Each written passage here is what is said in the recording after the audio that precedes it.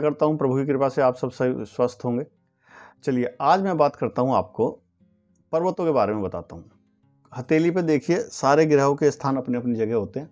आपके जन्म कुंडली में जो जगह होगी, अगर आपका ग्रह बलवान है कोई भी, तो यहाँ पे भी बलवान दिखाई देगा। उसका यहाँ का पर्वत बहुत अच्छा होगा, उसकी यहाँ की रेखाएं बहुत अच्छी होंगी।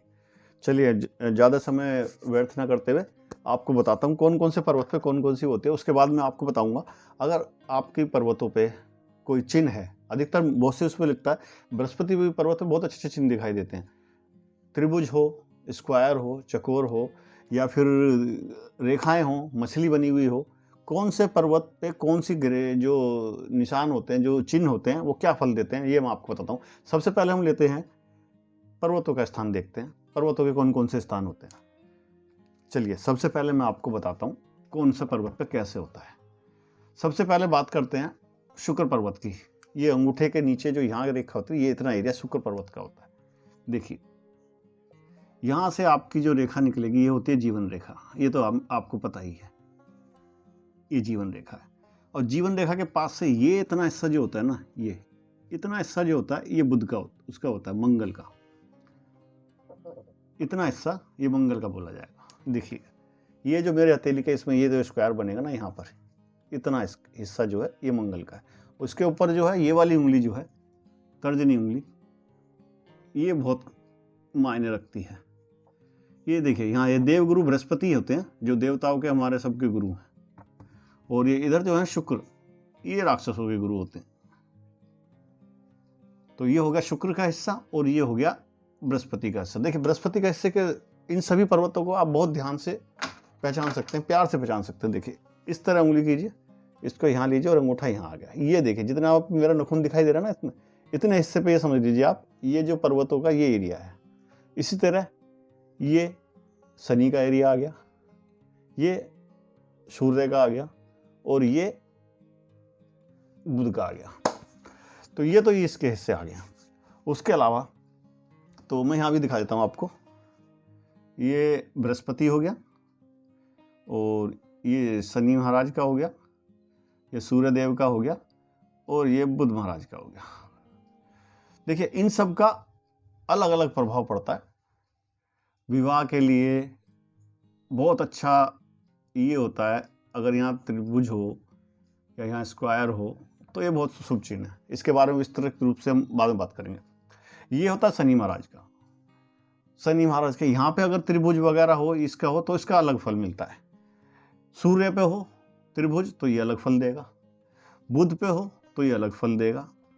तो हर पर्वत पे, हर स्थान पे, हर चिन्ह का अलग मतलब हो जाता है।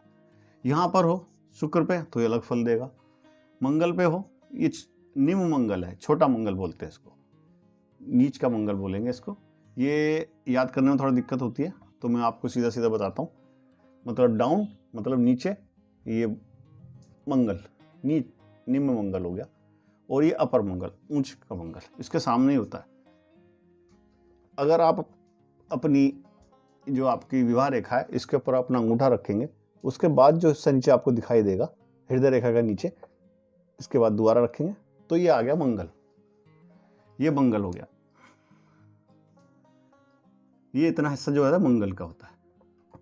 उसके अलावा यहाँ के नीचे का हिस्सा जो आएगा, ये हिस्सा जो बैठेगा ना, ये चंद्र का बैठेगा। इसके 3 पार्ट होते हैं और तीनों पार्टों पे अलग अलग वो होता है। ये यात्राएं बहुत दिखाता है चंद्र, यात्राएं दिखाएगा अधिकतर। और उसके अलावा नीचे का जो हिस्सा होता है वो आपके मन का कारक होता है। अलग अलग ये 3 हिस्से होते हैं, तीनों का अलग अलग में विस्तार पूर्व से बात करेंगे। फिलहाल हम आपको ग्रहों का जो स्थान होते हैं, जो पर्वत वगैरह, उनके बारे में बताते हैं। ठीक है जी, ये आप समझ गए आप। उसके अलावा बीचों बीच जो होता है, अब बीच का हिस्सा जो है ये बड़े मायने रखता है। उसके बाद आप हथेली पे अपने यहाँ अंगूठा रखेंगे इस तरह से, तो यहाँ जो नाखून आ रहा है यहाँ तक, ये हो गया केतु। ये बन गया जी केतु का इतना हिस्सा। ज़्यादा बड़ा नहीं होता है, बस आपका अंगूठे का नाखून जितना आ रहा है इतना हिस्सा केतु का होगा। और बाकी जो हिस्सा बचा बीच का, ये हिस्सा राहु का है। तो ये समझिए वो राहु के स्थान को काट के जा रही है। भाग्य रेखा को अगर जाना तो उसके होके ही जाना पड़ेगा, राहु के स्थान से तो होके गुजरना ही पड़ेगा उसको। क्योंकि ये बीच का हिस्सा जो है, और यहीं पे अगर त्रिकोण बना हो,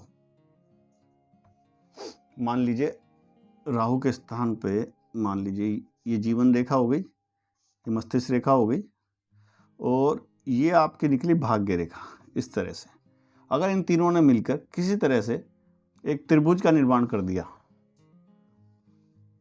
भाग्य रेखा, स्वास्थ्य रेखा, इस तरह की जो होती है व्यापार रेखा, इन्होंने मिलकर त्रिभुज का अगर निर्माण कर दिया तो ये बहुत शुभ होता है। ये धन की कोठरी भी कही जाती है कई बार। तो आज मैंने आपको इतना ही बताया। आप फिलहाल पर्वतों का ज्ञान याद रखिएगा। अगली वीडियो में मैं आपको बताऊंगा कि कौन से पर्वत पे कौन सा चिन्ह क्या प्रभाव देता है।